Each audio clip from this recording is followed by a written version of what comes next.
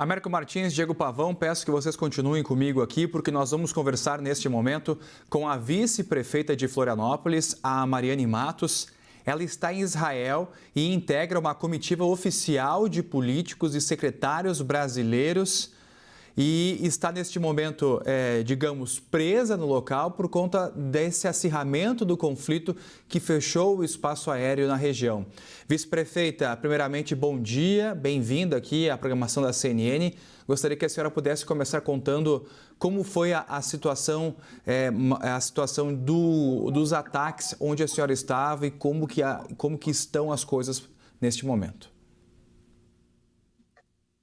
Boa tarde a todos vocês, quer dizer, aqui é boa tarde, né? Aqui são 3h07. Bom dia para o pessoal aí do Brasil. Primeiramente, assim, nós chegamos na segunda-feira aqui e já as primeiras orientações deles, porque isso faz parte da rotina deles, foi explicar sobre os locais seguros, sobre os bunkers, né? Como faz para, quando a gente chega num lugar, seja um lugar público, seja aqui no próprio alojamento que nós estamos no Instituto, onde a gente está fazendo esse curso, como fazer para chegar nesse lugar. Então, é a primeira coisa que eles ensinam para qualquer pessoa que chega aqui. E nós passamos ali os 2 primeiros dias tranquilo. Aí, no terceiro dia, na madrugada, deu o primeiro alarme, que foi às 3h. Aí fomos todos da forma que eles falaram, caminhando tranquilamente, né? Mas, para a gente, isso é algo muito novo. A gente nunca passou por uma situação dessa, né? Mas, nesse primeiro dia, foi muito calmo. A gente não ficou nem 5 minutos no bunker. Logo que veio o alerta, eles já avisaram que nós poderíamos sair, que não era na nossa região, e isso que eu fico muito admirada com essa tecnologia que eles utilizam, que se tiver um míssil vindo agora para essa região onde nós estamos, o alerta vai ser mais forte, vai ser dizendo, olha, é na sua região, direcione-se ao bunker, fique lá, não saia até ter a orientação. Então, eles têm um cuidado muito grande para que as pessoas estejam em segurança.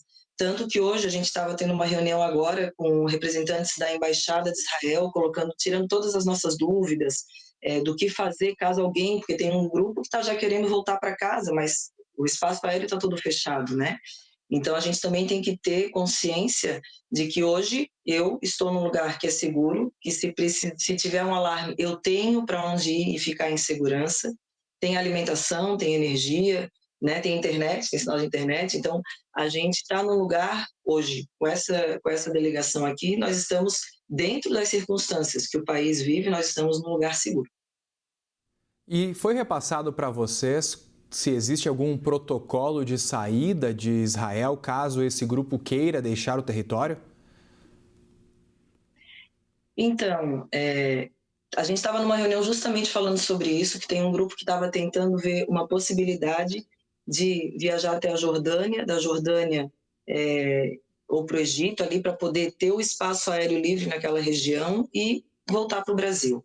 O que eles colocaram para nós nessa reunião? Cada um pode fazer a sua escolha, eles vão dar todo o suporte até você chegar na fronteira, né? Eles têm essa obrigação conosco, mas a partir do momento que eu atravesso para outro país, aí já não é mais uma responsabilidade desse país, mas que eles podem fazer toda a tratativa, ajudar nessa comunicação e tudo mais. O que eles colocam é que, segundo o governo de Israel, a opção mais segura, a opção mais correta, né, mais independente, a escolha de cada um, é ficar onde nós estamos hoje.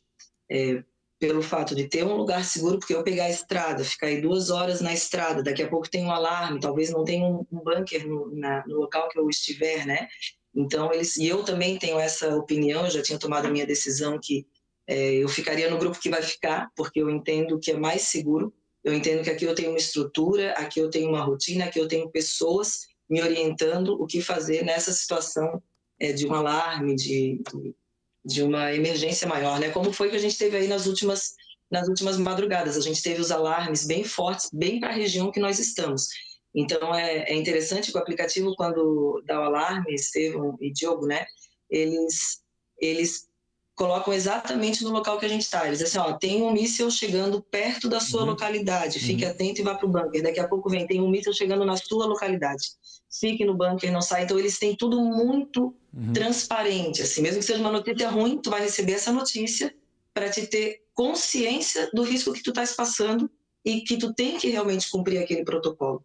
E aqui a gente tem também as pessoas que já são moradoras da região, que estão acostumadas com isso, que também nos orientam, deixa a pessoa calma. Ontem tinha o sabá deles, né?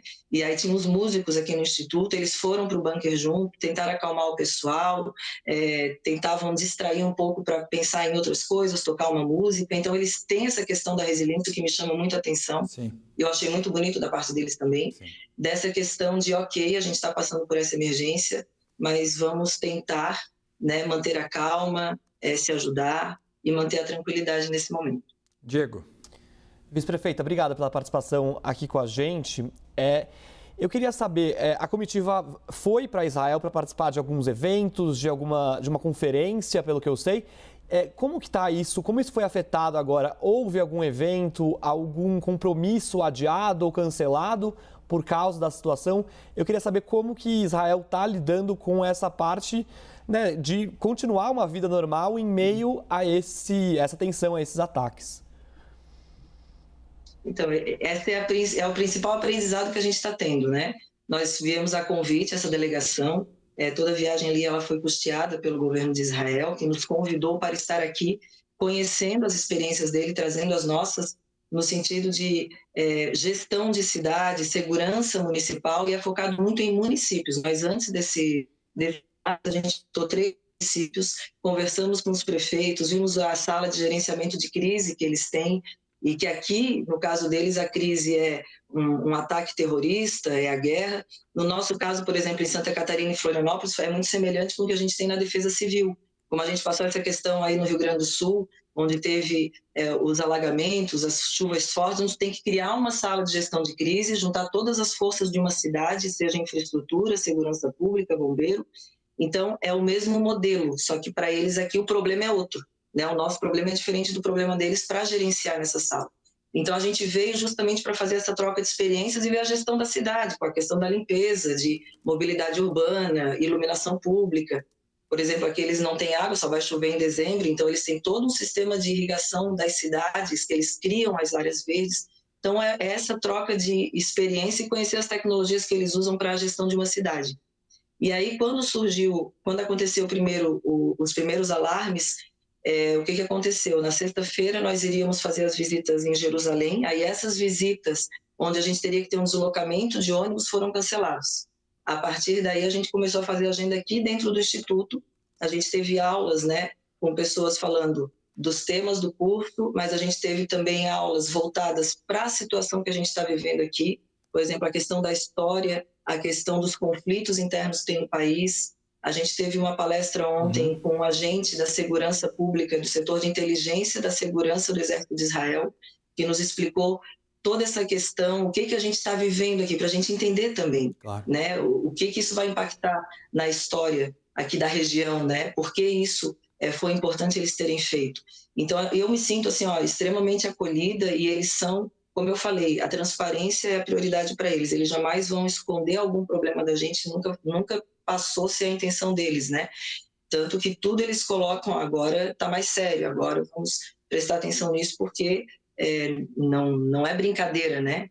Então, ontem, quando a gente foi para o bunker, na segunda vez que foi mais sério, foi muito esquisito, assim, porque eles começaram a falar: o Irã está lançando 100 mísseis para a região que vocês estão. Fiquem em segurança e não saiam do bunker. E aí o pessoal ficou preocupado, porque a gente vai recebendo isso na hora, eles não escondem o que está acontecendo. E aí, paralelo a isso, a gente começou a ouvir os estouros, um som de explosão abafado, né, no lado de fora, que a gente não tinha noção se era perto, se era longe, a gente sabia que era na região.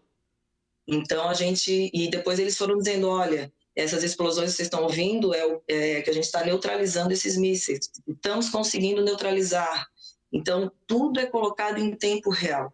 Então, a gente fica lá numa situação que realmente é de perigo, é de cautela, né? Algumas pessoas ficam mais nervosas do que outras, mas a gente vai tendo a informação. E assim que passa essa situação de emergência, eles já colocam: agora você pode voltar, pode sair do bunker, mas fique próximo que talvez tenha outro alarme. Então, tudo muito... Então, a gente sai, volta para o quarto, fica aqui, daqui a pouco despertou o alarme, todo mundo desce caminhando, normal. e fica lá seguindo todas as orientações dele. Isso que eu achei assim de um planejamento e de uma gestão muito responsável deles, que me faz me sentir segura, mesmo estando numa situação de perigo. Eu sei que eles não vão me colocar em risco e tudo que for acontecer eu vou estar sabendo, eu vou estar ciente. Vice-prefeita, lamentamos, né, esses fatos difíceis que vocês estão vivendo por aí, mas agradecemos a sua disponibilidade em conversar com a gente da CNN Brasil aqui nesta manhã de sábado. Muito obrigado. Eu que agradeço o espaço, um abraço aí para todo mundo do Brasil. A princípio aqui onde eu estou está todo mundo bem, né? E quando precisar também de mais informações, todos nós aqui da delegação estamos à disposição.